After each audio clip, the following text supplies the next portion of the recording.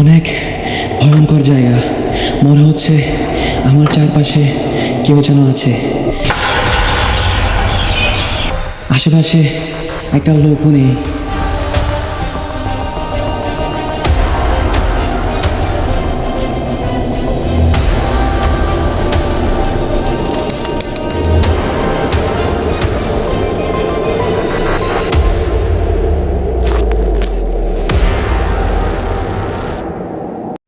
ঢাকা থেকে ট্রেন কিংবা বাসে করে চলে আসতে পারবেন ফেনী। ফেনী নামটা ছোট হলেও ফেনী শহরটা মোটেই ছোট নয়। ফেনী থেকে আমরা যাব ছাগলনাইয়া, তাই একটা সিএনজি ভাড়া করলাম। ভাড়া পড়লো মাত্র 40 টাকা। এটা হচ্ছে ছাগলনাইয়ার জিরো পয়েন্ট থেকে আমরা যাব ছাগলনাইয়া শহরের পশ্চিমে।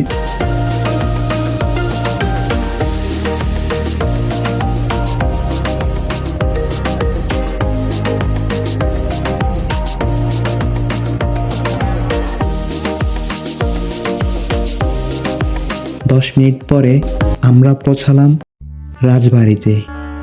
অনেক আগ থেকেই শুনেছিলাম এই রাজবাড়ি এবং 7টি চিতার কথা, যা বাংলাদেশে কোথাও এরকম আছে কিনা তা খুঁজে পাওয়া বিরল। কিছু সমভাগ, বিশালতা আর রোমাঞ্চকর স্তম্ভ দেখে কিছুটা অবাকই হলাম। যদিও অযত্নে অবহেলায় ভেঙে চুরে ক্ষতবিক্ষত হয়ে গেছে, তবুও বর্তমান অবস্থা দেখে খুব ভালোভাবেই আন্দাজ করা যাচ্ছে এর ঐতিহ্য মনুষ্যের বিষয়টি। কোনো মূল ফটক নেই, তাই দক্ষিণ পাশ দিয়ে ভিতরে প্রবেশ করলাম। ভিতরে এসেই মনে হচ্ছিল কোনো এক রাজ্যে এসেছি। ক্ষতবিক্ষত চেহারা নিয়ে 7টি চিতা কঙ্কালের মতো দাঁড়িয়ে আছে, ধুরমুর করে মাটিতে লুটিয়ে যাওয়ার অবস্থায়। এত বড় 7টি চিতা, এতগুলো ভবন কি নিদারুণ অবহেলায় ভুগছে, যা বাংলাদেশের আর কোথাও নেই। দেখেই কষ্ট লাগলো। বাড়ি তো নয়, যেন মন্দির, আর 7টি চিতা কঙ্কাল হিসাবে দাঁড়িয়ে আছে। এই ভবনের ভিতরেই পা রাখতেই যেন ভয় লাগতেছিল। কতটা রাক্ষসী হলে মানুষ দরজা জানলার পাশাপাশি ইটগুলোও খুলে নিয়ে যায়।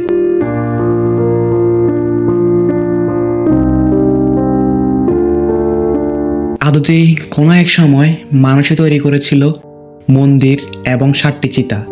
এখন কালের বিবর্তনে মানুষে আবার নৃশংসভাবে ধ্বংস করে দিচ্ছে এই জিনিসগুলো।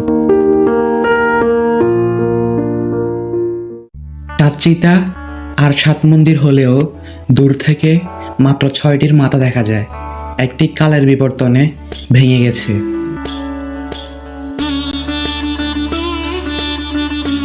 আপনাদেরকে সবগুলা চিতা এক একটা করে ঘুরে দেখাই।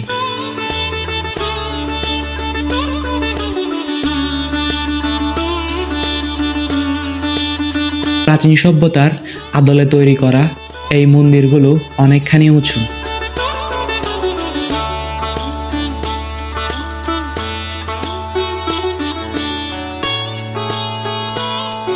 হিন্দু ধর্মে কেউ যদি মারা যায়, দহ বা দাহন করতে তার নামে এক চিতা স্থাপন করা হয়।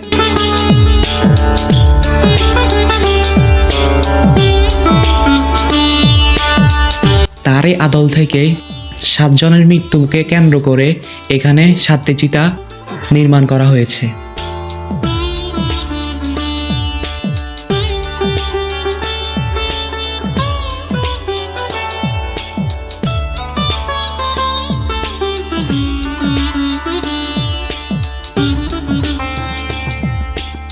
এটি হচ্ছে সেই রাজপুকুর। রাজপুকুরের ওই প্রান্তে রয়েছে রাজ মন্দির।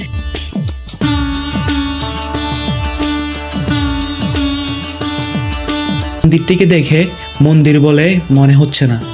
অযত্নে অবহেলায় এই মন্দিরটি এখন প্রায় ধ্বংসের পথে। চলেন ভেতরে যাওয়া যাক। ভাবতেই অবাক লাগে, আমি এখন যে রাস্তা দিয়ে যাচ্ছি এটা দিয়ে একসময় রাজরানীরা যাওয়া আসা করত। এই মন্দিরের বেশিরভাগ অংশই ভেঙে পড়েছে। গাছপালার ঢাল পাতা আঁকড়ে ধরেছে এই মন্দিরটাকে।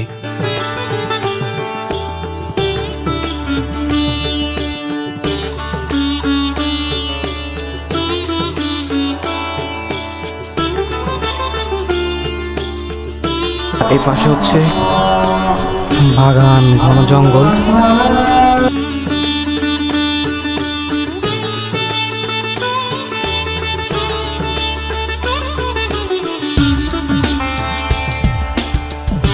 প্রাচীন সভ্যতার আদলে তৈরি করা এই মন্দিরটি প্রবেশদ্বারের দুই প্রান্তে ফেটে পড়েছে।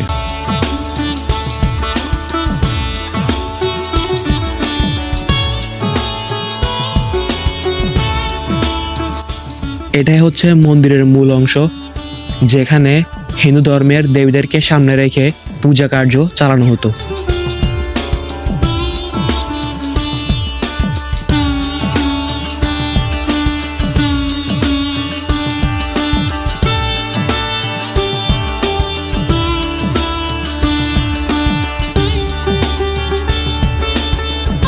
ইতিহাসটা আপনাদেরকে বলি।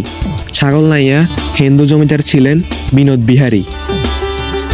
প্রায় 8 একর জায়গার উপর তার জমিদার বাড়ি ছিল। বাড়িটি বছর 5 আগে ভেঙে ফেলা হয়েছে। স্থানীয়দের কাছে এটি পোদ্দার বাড়ি হিসাবে পরিচিত পেয়েছে। বাড়ির পাশেই বিশাল পুকুর। সেই পুকুর পাড়ে 7টি চিতা বা মন্দির। এজন্য এর নামকরণ করা হয়েছে 7 মন্দির বা 7 মাঠ।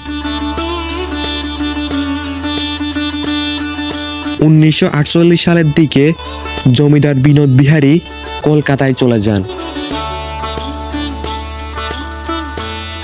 পরে অযত্ন অবহেলায় জমিদার বাড়ি ও বাড়ির আঙিনায় স্থপতি 7 মন্দির দিন দিন ধ্বংসের মুখে পতিত হচ্ছে। বর্তমানে সেই জমিদার বাড়ির অস্তিত্ব বিলীন হলেও টিকে রয়েছে 7 মন্দির।